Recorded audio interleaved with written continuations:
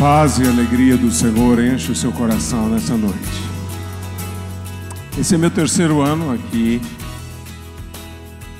na Consciência. Você não me vê muito porque eu decidi, uma vez que vocês já têm tão bons preletores, me dedicar mais aos adolescentes. Nosso ministério foi formado no ano 2000 para ajudar as igrejas na área da evangelização. Mas nós descobrimos que 77% dos crentes que se sentam nas igrejas se converteram antes dos 24 anos de idade. Se eu pedisse aqui para se levantarem todos os crentes que se converteram quando criança, adolescentes ou jovens, no primeiro quarto da vida, 3/4 de vocês se colocariam em pé. E então nossa missão continua ajudando as igrejas. Nós, nos primeiros 10 anos de ministério, ajudamos mais de 50 mil igrejas a evangelizar mais de 100 milhões de pessoas para a glória de Deus. E nós continuamos fazendo esse trabalho, mas temos dado uma atenção especial para treinar adolescentes, treinar jovens, para que eles possam ser uma geração saudável de cristãos que possam continuar a obra que nós fizemos até agora. E aqui, este ano, nós temos a proposta de treinar adolescentes para desenvolver respostas apologéticas. E eles estão trabalhando sobre 6 temas durante o dia todo. Às 9 horas nós começamos, e eles então trabalham o dia todo examinando o que é que o mundo está propondo dentro daquele tema. Hoje examinaram o tema liberdade e senhorio de Cristo, versus senhorio de Cristo. Examinaram o que o mundo tem a dizer sobre liberdade e depois desenvolveram uma resposta sobre isso. E foram textos, não quero ser assim muito pastor coruja, mas foram textos muito bons. E eu só me desgrudei de lá do outro lado da rua porque meu amigo Elder pediu. E então eu quero aqui ser servo de vocês e lavar os seus pés com a palavra, essa água viva que nos limpa e nos purifica e nos torna aceitáveis diante do Senhor. Se você está interessado em saber como trabalhar melhor com o adolescente, entender melhor a cabeça dele, eu escrevi esse livro, está no estande do nosso ministério, logo de frente com a saída aqui, logo depois ali da passagem, do lado do CREA, em frente à Vinac ali, você vê, pode conhecer esse material que escrevi exatamente para líderes e pais de adolescentes entenderem melhor os adolescentes. E se você tem um adolescente que quer ser usado nas mãos do Senhor, convertido, deseja ser usado nas mãos do Senhor, esse livro escrevi para ele, para que ele acredite que ele pode fazer mais para a glória do Senhor Jesus. Ore pelo nosso ministério, ore por nós, para que nós possamos verdadeiramente fazer toda a vontade do Senhor e glorificá-lo dessa forma. Quero convidar você para abrir a sua Bíblia na primeira carta de Pedro às igrejas da Ásia. No capítulo 3.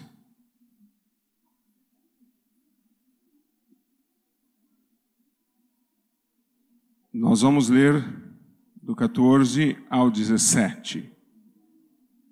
Primeira de Pedro 3, 14 a 17.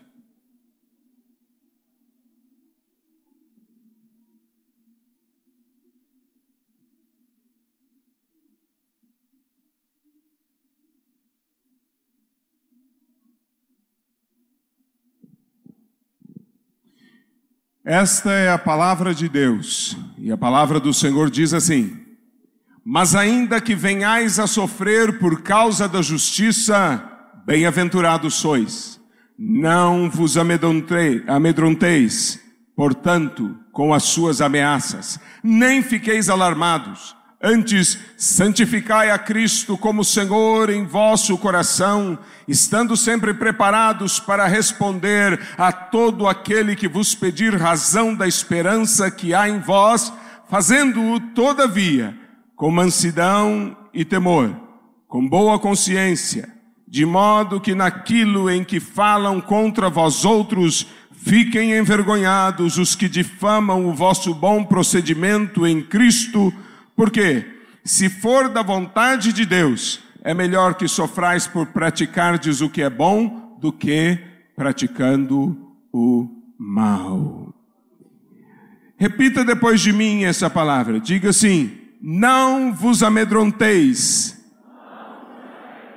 Portanto, com as suas ameaças, nem fiqueis alarmados.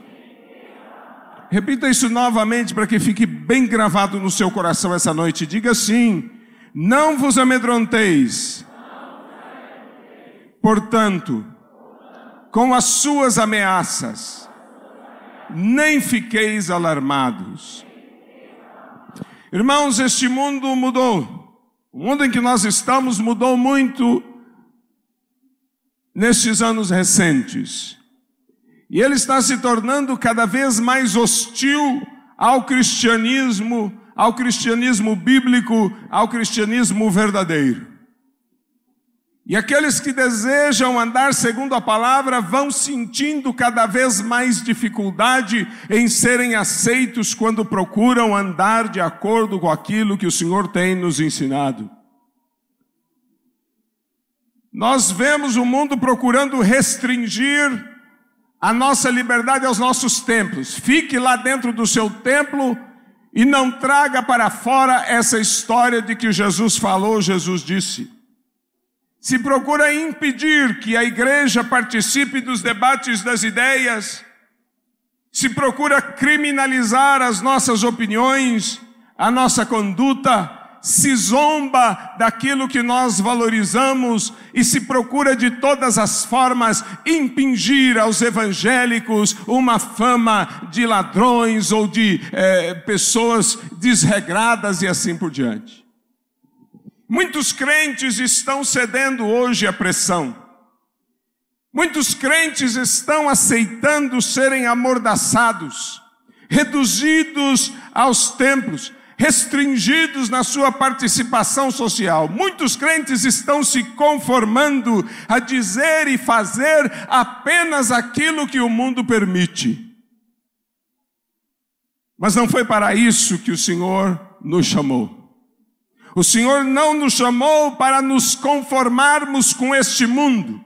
O Senhor não nos chamou para aceitarmos as imposições deste mundo. O Senhor não nos chamou para sermos restringidos ou impedidos para este mundo.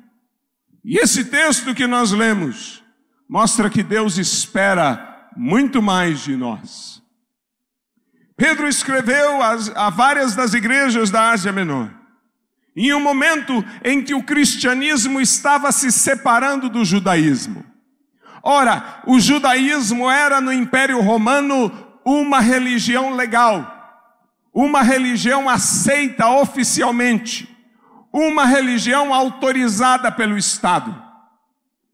Mas quando o cristianismo se separou do judaísmo, o cristianismo passou a ser uma religião não oficial, não legal. Também passou a ser vista com maus olhos, porque a prática da evangelização estava perturbando o equilíbrio das religiões dentro do Estado. E os cristãos começaram a levar a culpa de tudo que acontecia de errado. Todos os problemas que aconteciam, foi o crente. Foram os cristãos. E de maneiras diferentes, de formas diferentes, com intensidades diferentes, a perseguição se espalhava no meio do império contra aqueles que estavam seguindo a Cristo. Então o apóstolo Pedro escreve a sua carta para principalmente orientar os crentes como deviam viver naquele tempo, qual devia ser a conduta deles, qual devia ser o caráter deles, de que maneira deveriam se relacionar com as pessoas que estavam à volta, fossem crentes, fossem da fé ou fossem os não crentes. quando ele começa a abordar o relacionamento que a igreja, que os cristãos deveriam ter com os não crentes em um momento de hostilidade, em um momento em que os cristãos podiam e eram de fato perseguidos. Ele começa dizendo que se nós praticarmos a justiça, as autoridades deveriam perceber isso, e deveriam louvar isso, e deveriam gostar disso, porque estamos praticando a justiça, andando de acordo com a vontade de Deus. Mas logo ele vai reconhecer que isso não é sempre assim. Logo ele vai, em seguida ele vai dizer, olha, mas não vai ser sempre assim. Muitas vezes vocês vão estar fazendo o que é certo, vocês vão estar falando o que é correto, vocês vão estar fazendo aquilo que é desejável, mas as pessoas não vão aceitar isso, vão perseguir vocês por causa disso. E então ele passou a ensinar como é que os crentes deveriam agir quando estivesse acontecendo isso. Quando estivessem sendo perseguidos, quando estivessem sendo insultados, quando estivessem sofrendo todo tipo de pressão, estivessem sendo agredidos verbalmente, estivessem sendo caluniados, acusados de coisas que não fizeram, como é que eles deveriam agir? E a palavra que nós ouvimos e que lemos aqui da parte do apóstolo Pedro é que os crentes deverão responder. Estejam preparados para responder. Ele não disse que os crentes deveriam bater em quem estivesse acusando a eles. Não disse que os crentes deviam fugir de quem os estivesse acusando. Não disse que os crentes deveriam devolver na mesma moeda. Ele disse que os crentes deviam abrir a boca e responder a qualquer pessoa que os estivesse caluniando, acusando, falando mal deles. Deviam responder. Precisavam estar preparados para dar uma resposta. Irmãos, um crente talvez tenha que levar alguns desaforos para casa. Um crente talvez precise perdoar uma pessoa que nem merece o perdão. Um crente talvez precise suportar algum tipo de sofrimento. Mas se há uma coisa que nós não podemos deixar de fazer, é abrir a nossa boca e responder. Se caluniou, nós temos que responder. Se acusou, nós temos que responder. Se falou mal, nós temos que responder. Nós temos a palavra de Deus na nossa boca. Nós temos a palavra de Deus no nosso coração. Ela é o fundamento da nossa fé. Ela é a base da nossa fé. E essa palavra não pode calar. Essa palavra não pode ser calada. É necessário que quando o mundo nos acusa, fala mal de nós, nós estejamos prontos para responder. Precisamos estar prontos para responder.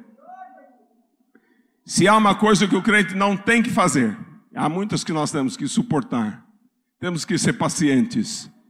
Mas eu quero dizer para você que engolir sapo não. Nós não precisamos calar a boca. Esse não é o plano de Deus. O plano de Deus é que a gente responda. Mas se é assim, por que tantos crentes estão calados? Porque tantos crentes estão se acostumando com as restrições do mundo. Antigamente, íamos lá numa escola, conversávamos com o diretor, vamos evangelizar na escola, as portas se abriam. Hoje em dia o diretor diz, não pode falar de religião aqui. E nós aceitamos. Se eu deixar o crente falar, vou ter que deixar não sei mais quem. Não me interessa. Se há um direito e um dever que nós temos é de falar. Mas nós aceitamos. E se vamos pregar na praça, aparece alguém e diz assim, que dê autorização. Não pode pregar na praça. Então nós não pregamos. E é interessante que até lá na internet, se você falar alguma coisa de Deus, alguém aparece para dizer: vá falar de Deus na sua igreja. E tantos crentes vão aceitando isso. E tantas igrejas estão recuando, e ao invés de responder com a palavra de Deus, com o evangelho, as provocações e as alucinações e as mentiras e as ignorâncias do mundo, calam-se e começam a fazer simplesmente aquilo que o mundo manda e aquilo que o mundo permite. Vamos fazer obra social, é o que o mundo está mandando. E tem igreja que já podia ter mudado a placa, em vez de igreja podia ser uma ONG já. Quando abrimos a boca, muitas vezes, para combinar com o discurso dos políticos, para combinar com o discurso da sociedade, há uma lenga-lenga, um evangelho água com açúcar, cheio de humanismo, que não serve para transformar nada, que não serve para produzir nada. E somos empurrados a ficar calados. Portanto, nesse belíssimo texto, que possibilitaria aqui umas 10 ou 15 pregações, eu quero me ater apenas a uma das principais razões pelas quais a igreja está calada e os crentes estão fechando a boca. Há várias.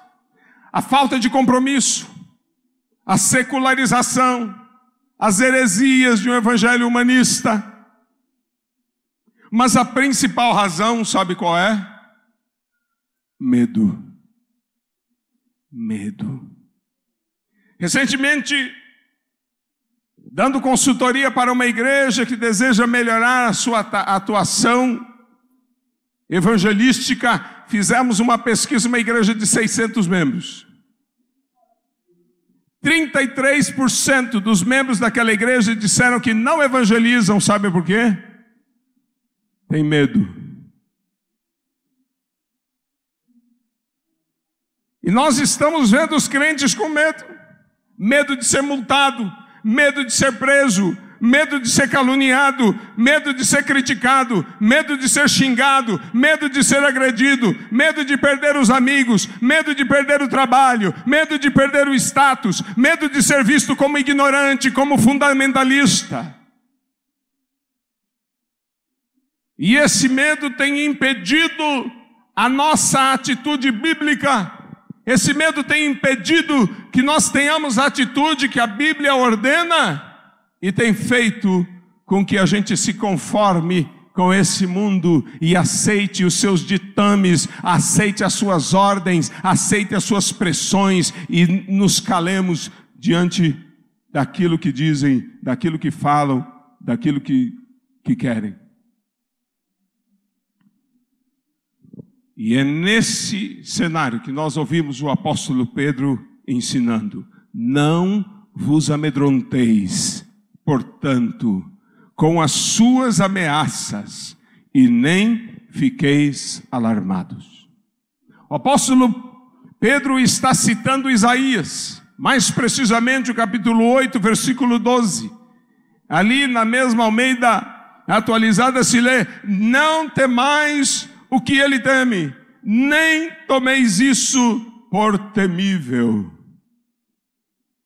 Naquele contexto, o rei Peca havia se unido com Rezim da Síria, Israel unido com a Síria para atacar Judá. E o povo de Judá estava tremendo de medo. E o Senhor está dizendo a Isaías: não temam o que eles temem, nem tomem isso por temível, nem se amedrontem. Pedro também está citando o Salmo 34.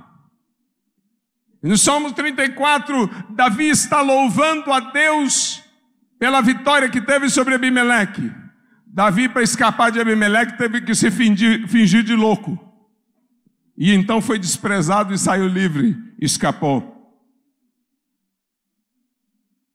Em versículos antes da passagem que Pedro cita no contexto do texto que nós lemos, Davi diz: busquei o Senhor e Ele me acolheu, livrou-me de todos os meus temores.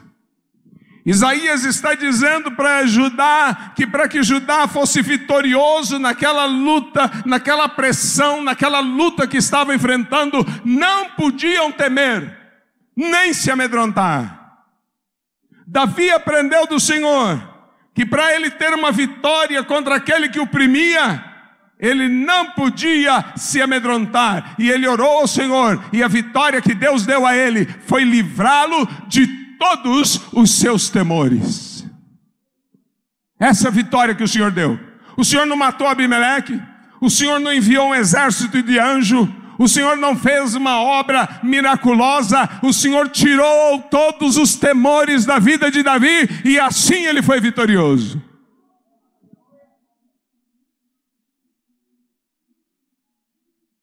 Logo mais adiante, Davi ainda diz: clamou esse aflito, e o Senhor o ouviu e livrou de todas as tribulações. Pense nisso, irmãos. Nessa instrução que recebemos do apóstolo Pedro, tão válida para os dias de hoje. Primeiro, ele diz: não vos amedronteis. O medo tira a nossa atenção, e ele concentra a nossa atenção no objeto do medo. Quando a gente está com medo de alguma coisa, a gente não vê nada mais em volta. A gente só vê o objeto do medo. Os nossos olhos se fixam. A nossa atenção se fixa. O nosso ouvido se fixa somente no objeto do nosso medo. Então, quando nós estamos cheios de medo, nós não temos atenção para mais nada. Nós não escutamos a palavra do Senhor. Nós não escutamos a direção do Senhor. Nós não escutamos mais ninguém à nossa volta. A gente só escuta aquilo de que tem medo. Nós nos concentramos inteiramente naquilo que temos medo. O medo, ele drena a nossa força. Toda a nossa força se concentra somente no objeto do medo, não sobra força para mais nada. Daqui a pouco as pernas estão bambas, as mãos estão enfraquecidas e nós perdemos a nossa força por causa do medo. O medo supera todas as outras emoções. Quem está cheio de medo não consegue sentir amor, não consegue sentir felicidade, não consegue sentir alegria, não consegue sentir mais nada, porque o medo toma conta de tudo. O medo anula os nossos sonhos. O medo anula os nossos planos.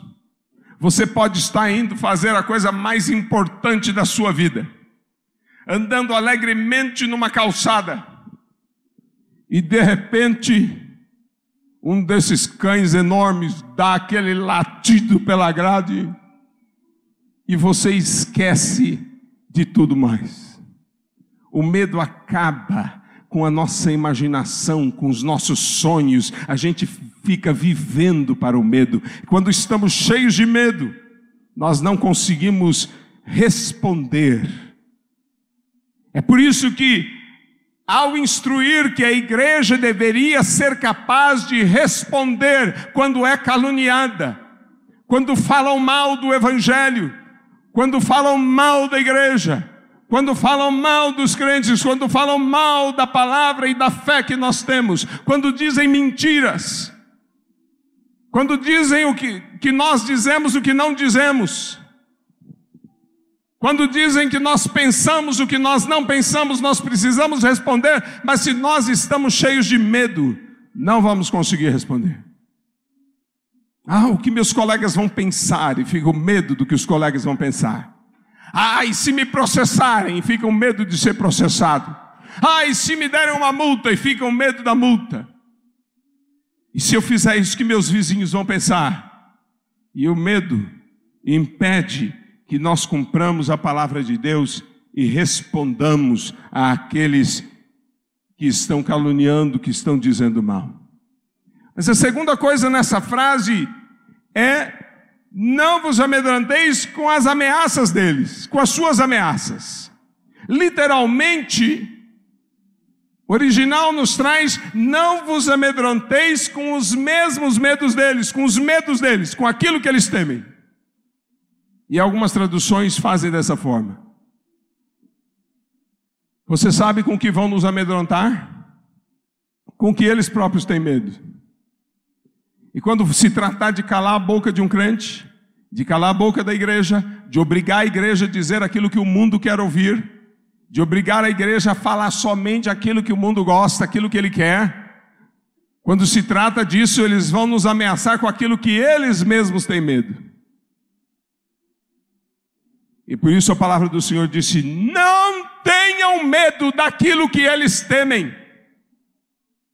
A palavra de Deus disse: não sejam iguais às pessoas que estão no mundo. Não tenham os mesmos medos que elas têm. Não receiem as mesmas coisas que elas receiam. E o que esse mundo receia? Ficar sem dinheiro. Não temam a mesma coisa que esse mundo teme. O que esse mundo receia? Ser excluído, perder os amigos. Não tenham medo da mesma coisa que esse mundo tem medo. Mas há crentes que estão temendo exatamente aquilo que o mundo teme. E para esses crentes a palavra de Deus diz: adúlteros e adúlteras, não sabeis vós que o amor ao mundo, a amizade com o mundo é inimizade contra Deus? Aquele que ama o mundo se torna inimigo de Deus. É como se fosse adúltero, porque ao invés de honrar unicamente ao esposo da igreja, passa a dar honra, a dar importância, a dar privilégio aos poderes desse mundo. Não foi para isso que nós fomos chamados. Nós não fomos chamados para ter o mesmo medo que as pessoas desse mundo têm, para temer as mesmas coisas, para dar importância às mesmas coisas que eles dão importância. Nós não fomos chamados para ter medo daquilo que eles temem, das ameaças deles. E a terceira coisa nessa frase é: nem fiqueis alarmados, nem fiqueis agitados, porque o medo, além de todo o prejuízo que ele traz, ele ainda traz uma agitação. Nós perdemos a paz. A paz é dita pelo apóstolo Paulo como árbitro dos nossos corações. Quando nós estamos em paz, nós decidimos bem, nós temos clareza de visão, nós temos clareza de decisão. Mas quando o nosso coração está cheio de medo, que medo, se meu chefe se me pegar falando de Jesus, vai me expulsar, vai me mandar embora, eu vou perder o emprego, como é que eu vou sustentar minha família? Então, pelo menos no emprego eu não sou crente, não falo de Jesus. Eu vou desobedecer a ordem de Jesus, que diz: indo por todo o mundo, pregai o evangelho a toda criatura. Mas as criaturas que estão no meu emprego, aquelas que eu conheço e falo, eu não vou falar de Jesus, porque tenho medo de perder o emprego. E eu não vou falar de Jesus, porque se eu falar de Jesus, vou perder aquele cargo, vou perder aquela boquinha, vou perder aquela verba. Você sabe que uma das especializações que fiz pela FGV foi em administração de organizações sem fins lucrativos. E houve um momento aqui no Brasil que nós tínhamos dois tipos de organização. Tínhamos as organizações filantrópicas e tínhamos as OCIPs. E muitos líderes me procuraram para ajudar a organizar suas instituições. E eu expliquei: olha, irmão, você pode abrir uma instituição filantrópica. Como presidente você não pode receber nada, mas você pode pregar o evangelho à vontade.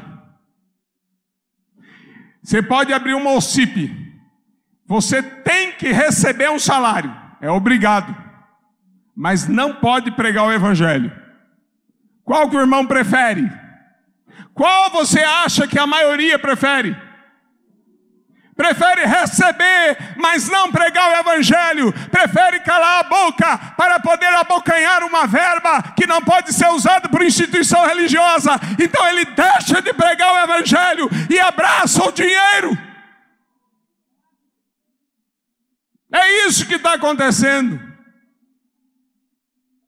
E deixamos de pregar, deixamos de falar, para não perdermos os contatos, para não perdermos as conexões. A gente tem medo de ser o crente chato, tem medo de ser aquele que as pessoas se aborrecem.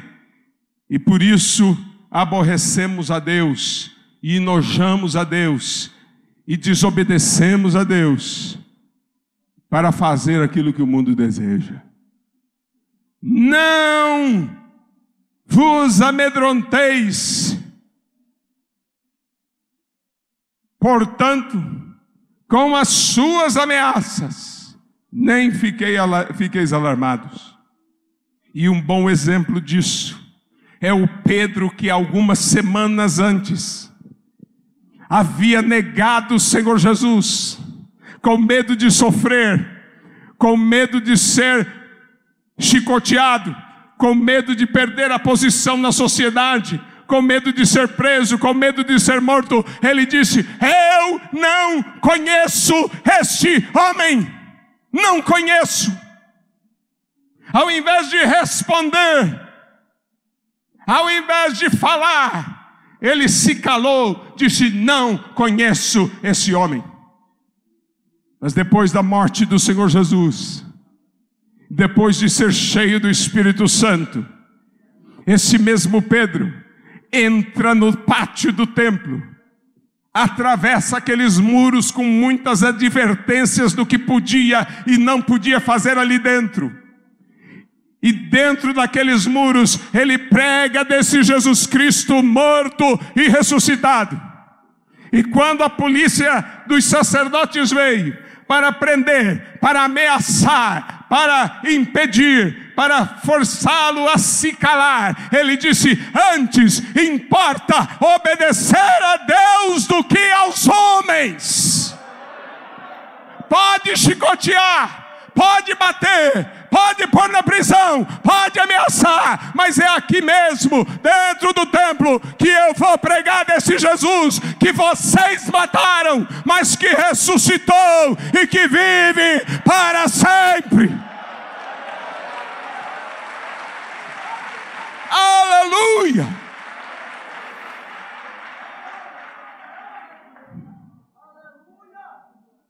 Mas nós sabemos que o medo é importante.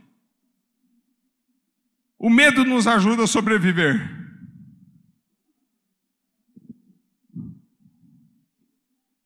Lá em São Paulo tem uma lei que obriga a pôr um cartaz perto do elevador. Se antes de entrar no elevador, veja se ele está parado nesse andar. Eu acho muito interessante. Você tem que olhar se o elevador está lá mesmo, para poder entrar. Mas uma coisa esse cartaz faz: ele bota em você um medinho, um medo que ajuda você a ficar vivo, que desperta a sua atenção. Portanto, será que esse texto está nos mandando não ter medo de nada? Porque o medo é necessário, o medo é importante. Esse texto está nos mandando não ter nenhum medo. Será que a instrução que veio através de Davi no Salmo 34, que veio através de Isaías no capítulo 8, que veio através de Pedro no capítulo 3 da sua primeira carta, é que nós não tenhamos nenhum medo? Vamos olhar. No Salmo 34, versículo 9, nós escutamos Davi dizendo: temei ao Senhor, vós os seus santos, pois nada falta aos que o temem. Tenham medo, santos do Senhor, medo só do Senhor, porque não falta nada para aqueles que têm medo do Senhor. Davi, quando orou ao Senhor ameaçado por Abimeleque, ele declara que a bênção que ele recebeu em resposta à sua oração é que Deus tirasse todos os medos dele, mas um medo Deus não tirou. Ele temeu ao Senhor, teve medo do Senhor, teve receio do Senhor, venerou, respeitou, teve aquele medo admirado diante de Deus. E nada falta àqueles santos que temem ao Senhor. Em Isaías, o Senhor está falando com Isaías: não tenha medo do que esse povo tem medo, não se amedronte. E ele disse: ao Senhor dos exércitos, a Ele santificai, seja Ele o vosso temor, seja Ele o vosso espanto. O Senhor está dizendo para Isaías: Isaías, não tenha medo de nada do que esse povo tem medo, não tenha medo de nenhuma coisa que esse povo teme. Não tenha medo de ser preso, não tenha medo de apanhar, não tenha medo de perder as suas propriedades, não tenha medo de nada do que esse povo teme. Apenas uma coisa: santificai o Senhor dos exércitos. Quer dizer, Ele seja o único, Ele seja exclusivo, Ele seja o único de que você tem medo, o único que você teme. E em Isaías e em Pedro nós escutamos a mesma coisa. E Pedro, de uma maneira muito sutil, como é comum nos seus escritos e também de outros apóstolos, ainda dá uma cutucada na divindade de Jesus, e citando Isaías, simplesmente substitui o Senhor dos exércitos pelo nome de Cristo. Ele disse, lá Isaías disse: santificai o Senhor dos exércitos, e Pedro disse: santificai Cristo como Senhor no vosso coração. Não tenha medo do que eles temem, mas tomem Jesus como seu único Senhor, como seu único Senhor, seu único dono. Tenha medo somente dele, respeite somente a ele, se curve somente diante dele.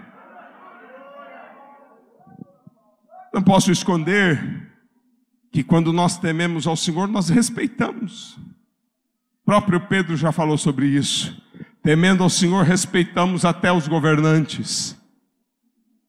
Ainda que na época de Pedro havia muitos governantes injustos.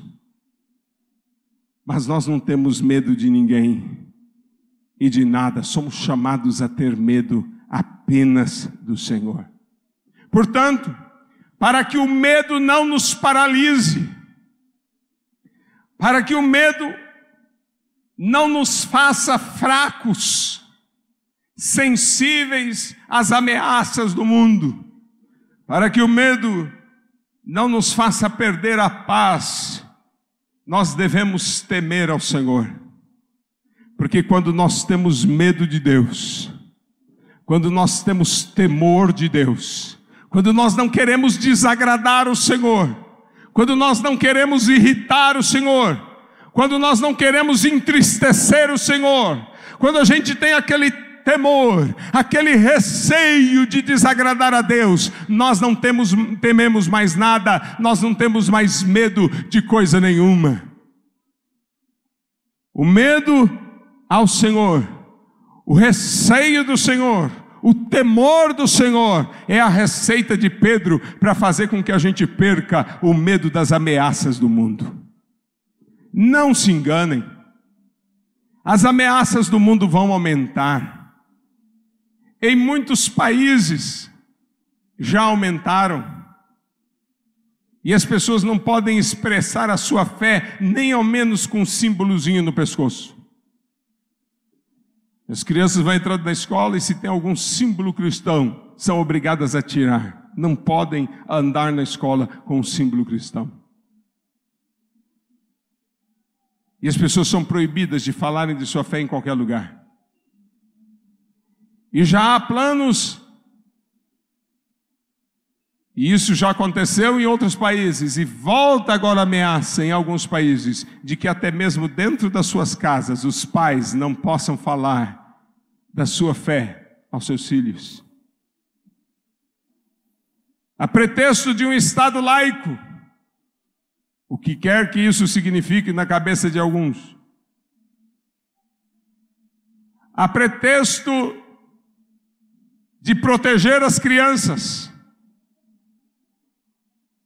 Cada vez mais se pressionam os cristãos a pensarem como que o mundo pensa, a falarem somente o que o mundo quer, a concordarem, a se conformarem com esse mundo. Mas a direção que a palavra de Deus inspirada nos dá é que, temendo ao Senhor, a gente não tenha medo das ameaças deles. Então nós temos um problema. E eu quero falar desse problema ao terminar essa mensagem. Quero falar de um problema que nós estamos tendo quando se trata de temer ao Senhor. Nos últimos dias a igreja tem perdido o temor de Deus. Está faltando temor.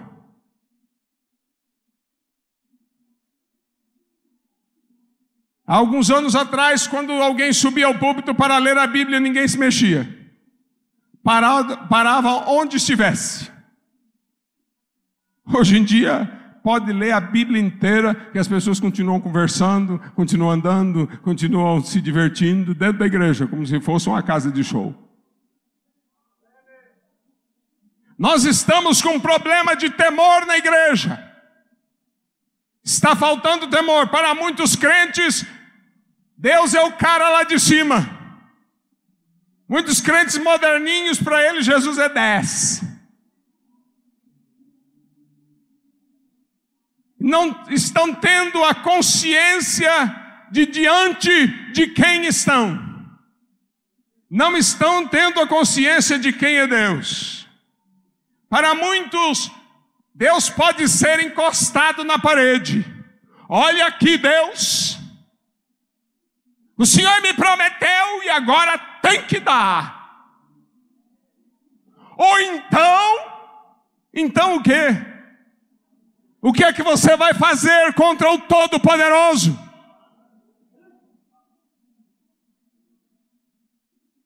Muitos crentes acham que pode comandar a Deus. Deus, se o Senhor não fizer isso até quarta-feira, 12:30, o Senhor vai se ver comigo.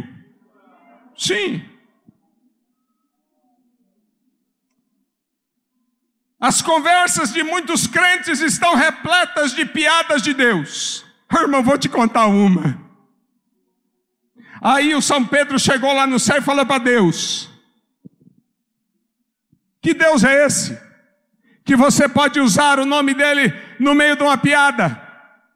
Que Deus é esse? Que você pode tomar o santíssimo nome dele em vão? Que Deus é esse? Aonde está o temor de Deus no meio da igreja no século 21? E eu vejo os Facebooks dos crentes cheios de piadinhas, de tirinhas, aparecendo lá um Deus com as suas barbinhas brancas e fazendo alguma coisa engraçada, e todo mundo passa e dá risada. Deus acaso se tornou risível? Deus acaso se tornou motivo de piada no meio da igreja?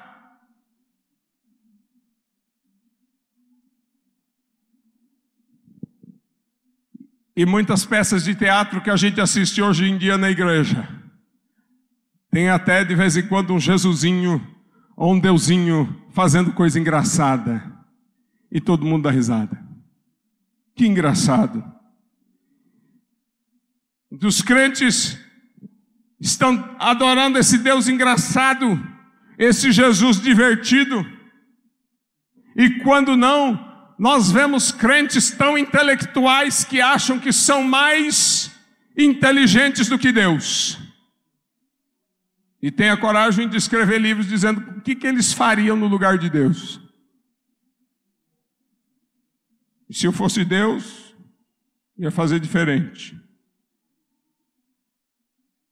Os nomes santíssimos de Deus são usados na fachada do salão de beleza, Instituto de Beleza Iovet Sidequeno, loja de lingerie Jeová Shammah,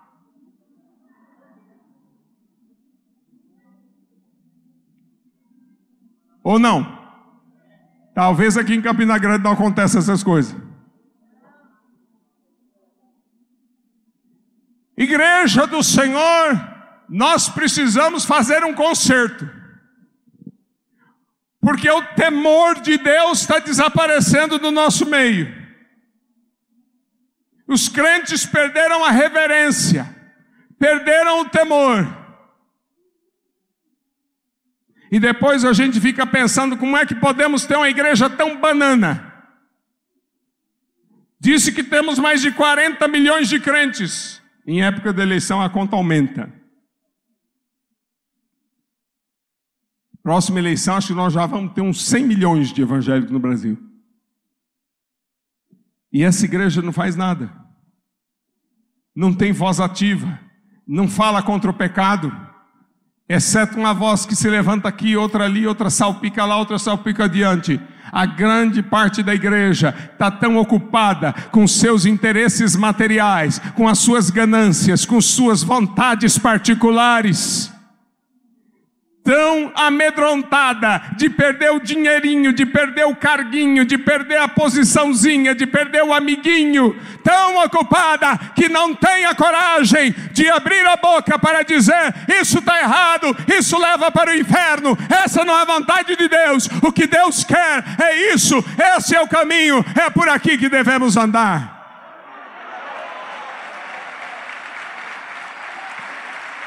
Este Brasil está se perdendo, as pessoas estão errando o caminho, estão caindo no precipício, e não há um crente para se levantar e dizer: este não é o caminho, este Jesus é o caminho, a verdade e a vida. Por que temos uma igreja covarde? Porque temos uma igreja fraca em responder aos questionamentos, às calúnias, às ignorâncias dessa sociedade. É porque essa igreja teme o que eles temem, porque essa igreja desaprendeu de temer ao Senhor. É ao perder o medo de Deus, ao deixar a reverência, o temor, nós nos tornamos como quaisquer uns. Nós somos intimidados agora por aquilo que intimida o mundo. E as ameaças que calam a boca de todo mundo também calam a nossa. E deixamos de responder. E vamos ficando cada vez mais escondidinhos nas nossas paredes. Somos sal sem sabor, lâmpada debaixo do alqueire. Já não temos mais nenhuma significância ou relevância. Uma igreja inchada, uma igreja enorme, uma igreja volumosa, mas uma igreja que não responde. Uma igreja que fica de boca calada na segunda, fica de boca calada na terça, na quarta, na quinta, na sexta, no sábado, no domingo que vai na praia, e no outro domingo é capaz de dizer: glória a Jesus.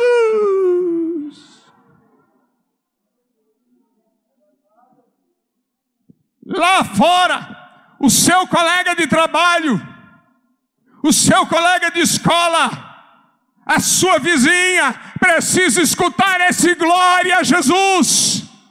Precisa escutar a sua reverência, o seu temor, o seu respeito, a sua adoração, a sua veneração. Precisa ser escutada por esse mundo, para que saibam que há Deus em Israel.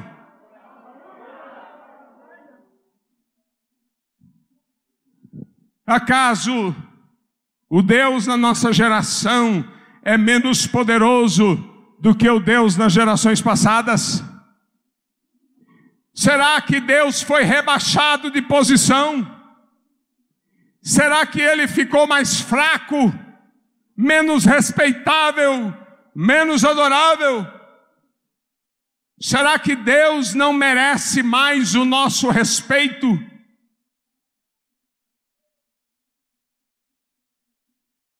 Será que Deus perdeu a sua glória? E eu vou dizer que não. É a igreja, são os crentes que, como Sansão, foram seduzidos pela sensualidade deste mundo e tiveram seus olhos furados e não estão enxergando a glória de Deus, não estão enxergando o poder de Deus, não estão enxergando a majestade de Deus. Mas eu tenho uma notícia para você: o nosso Deus continua assentado no trono do universo. Ele ainda é o Rei dos Reis e o Senhor dos Senhores, e Ele rege as nações com vara de ferro, e Ele governará para sempre, e sempre, e sempre, e sempre. Ele é digno de ser louvado, é digno de ser adorado, é digno da nossa humilhação, é digno do nosso choro, é digno da nossa vergonha. É digno que nos humilhemos diante dele para reconhecer o seu poder. E como eu queria que nessa noite e nesse lugar o Senhor aparecesse em um furacão, e no meio do seu furacão a sua voz gloriosa dissesse: quem está dizendo tolices a meu respeito? E ele olhasse para cada um de nós, e olhasse para você, e perguntasse: você estava lá quando eu estava criando todas as coisas? E Jó foi muito menos desrespeitoso do que a igreja brasileira tem sido. Apenas questionou demais, perguntou demais, e o Senhor apareceu em um redemoinho, em um furacão, e Jó ali se segurando com aquela ventania toda, e o Senhor o intimou: se me responde, Jó, me responde. Se você acha que entende alguma coisa, se você acha que sabe alguma coisa, me responde. E o Jó se humilhou e disse: Senhor, fui eu que falei tolices, eu não vou mais falar nada, eu vou me calar. E mais adiante disse: porque eu sei agora que tudo podes, e nenhum dos seus planos pode ser impedido.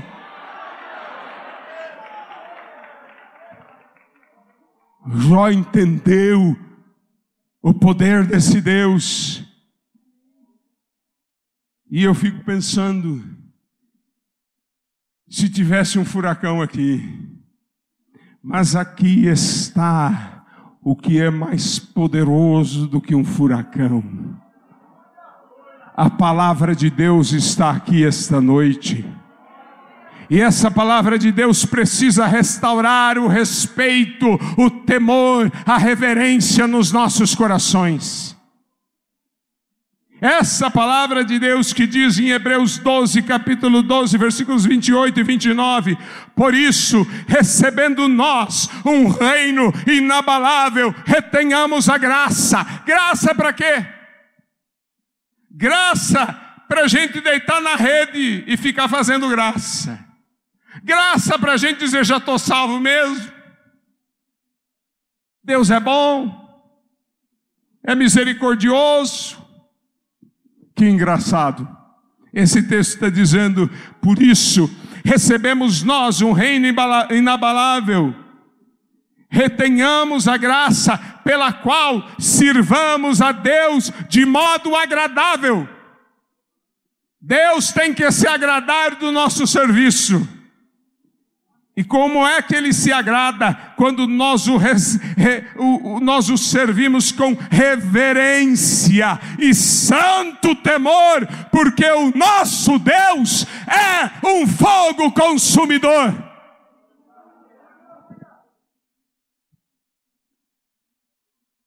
E o crente está pensando aí sentado: mas eu pequei mês passado, fui tomar ceia, Fiquei até com medinho que o raio caísse na minha cabeça, mas Deus não fez nada. Para começar, eu não conheço pior coisa de que Deus deixe de falar comigo. Eu tenho medo de que Deus não queira falar mais comigo. E Deus deixou de falar com você e você nem percebeu. Mas outro dia minha esposa estava meditando e conversando comigo, dizendo, mas eu estava pregando naquela temporada sobre Jonas, e ela disse, mas para Jonas era fácil, ele sabia que Nínive ia ser destruída. Por isso que ele pregou com convicção e disse, daqui a 40 dias Nínive será destruída, e o povo todo se converteu. Eu disse, minha querida, nos nossos dias, nosso mundo já está sendo destruído. Naqueles dias, a ganância, a corrupção de alguns tinha feito desabar uma estação inteira da linha amarela. Morreram pessoas, um enorme prejuízo. Nosso mundo está sendo destruído. É só abrir o jornal. Num dos nossos encontros da missão, Dr. Shed disse uma coisa que eu não vou esquecer. Ele disse, uma das razões pelas quais a glória do Senhor enche toda a terra é porque a lei da semeadura e da colheita está valendo em todo o lugar. É preciso temer a esse Deus que está atuando nesse país, nesse mundo, nessa época. Irmãos, somos exortados a não nos conformarmos. É isso. E não vos conformeis com esse mundo. Se há uma coisa que está fazendo a igreja se conformar, é o medo. Por causa do medo, todo mundo se conforma, fica quietinho. Ameaça o crente, ele baixa a orelha, fica quietinho. Mas a palavra do Senhor diz, não vos amedronteis, portanto, com as suas ameaças, nem fiquem alarmados.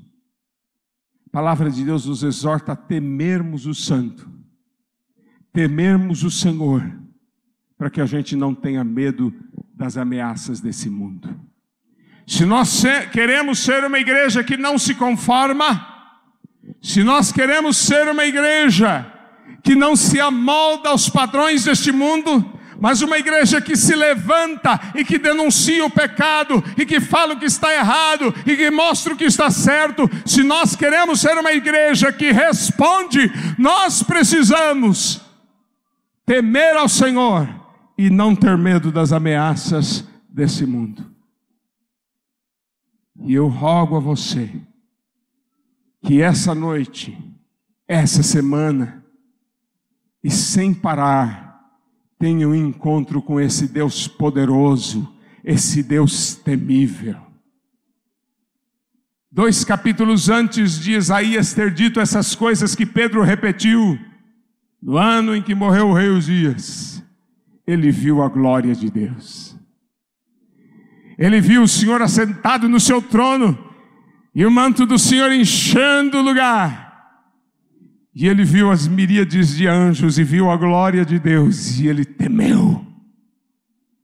E esse temor tornou o ministério de Isaías poderoso, porque ele falou, sem ter medo para a sua geração, aquilo que precisava ser dito. Temam o Senhor. Resgatem a reverência. Pastores que estão aqui, esta é uma tarefa para 2013. Proponha no seu coração resgatar a reverência dentro da sua igreja. Proponha no seu coração que cada crente tema o Senhor, porque o temor do Senhor é o princípio da sabedoria. Só teremos uma igreja inteligente, corajosa, sábia, relevante nesse mundo, se esta igreja tiver temor do Senhor. Se essa igreja temer ao Senhor.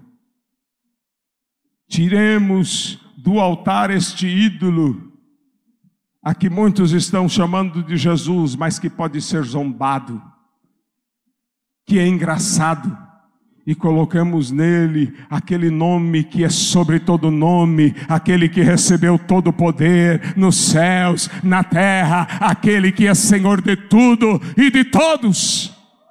Curvemo-nos diante desse Senhor, temamos somente a Ele, e nós não nos conformaremos com este mundo. Feche os seus olhos, ore sobre isso, examine a sua vida neste momento. Primeiro você, ore por você nesse instante, diga: Senhor, será que eu tenho chegado diante de Ti com apropriado temor? Será que eu tenho chegado diante de Ti com reverência? Será que eu tenho chegado diante de Ti com santo temor? Ore sobre isso. E enquanto você ora sobre isso e avalia a sua vida, eu quero convidar você a também ficar em pé.